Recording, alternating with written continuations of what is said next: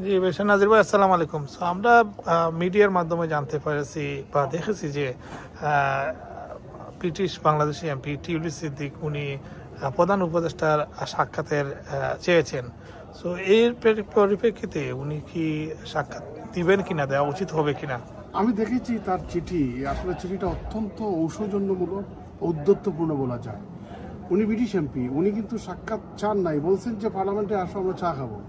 এটা কথা হলো, একটা দেশের সরকার প্রধান এক্সিকিউটিভ প্রাইম মিনিস্টারের স্ট্যাটাস নিয়ে ডক্টর ইউনূস আছেন এবং রাষ্ট্রীয় অতিথি হিসাবে ব্রিটেনে আসছেন, তো তাকে আপনি চা খাওয়ার দাওয়াত দিলেন, এটা কথা হলো। তাকে যেভাবে সম্বোধন করা হয়েছে প্রফেসর ইউনূস, উনি তো মানে একটা সরকার প্রধান, তো তাকে আপনি ইন্টারিম গভর্নমেন্টের চিফ অ্যাডভাইজারও বললেন না, নাম বললেন, এরপরে আপনাকে চা খাবেন কীভাবে হবে?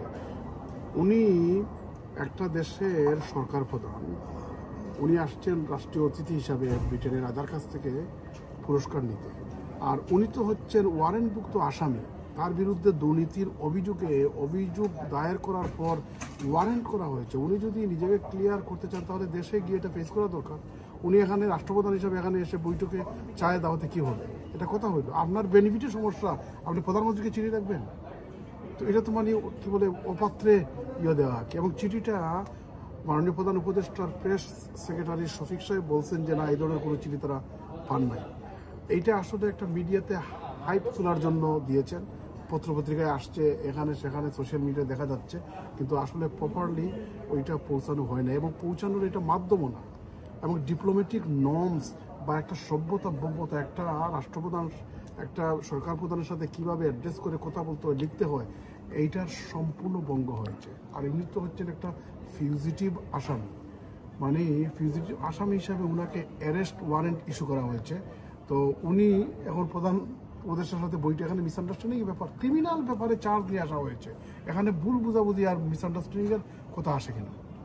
এখানে তো সুনির্দিষ্ট অভিযোগে মামলা দায়ের করা হয়েছে এবং উনি ওখানে হাজির না হওয়ায় ওয়ারেন্ট ইস্যু করা হয়েছে। এমত অবস্থায় উনি প্রধান উপদেষ্টা দেখা করবেনই কেন? দেখা করার তো প্রশ্নই আসে না, এবং দেখা করতে পারবেন না। ওই পারপাসে কোনো মতেই প্রধান উপদেষ্টা করবেন না, এটা ধরে নিতে পারেন।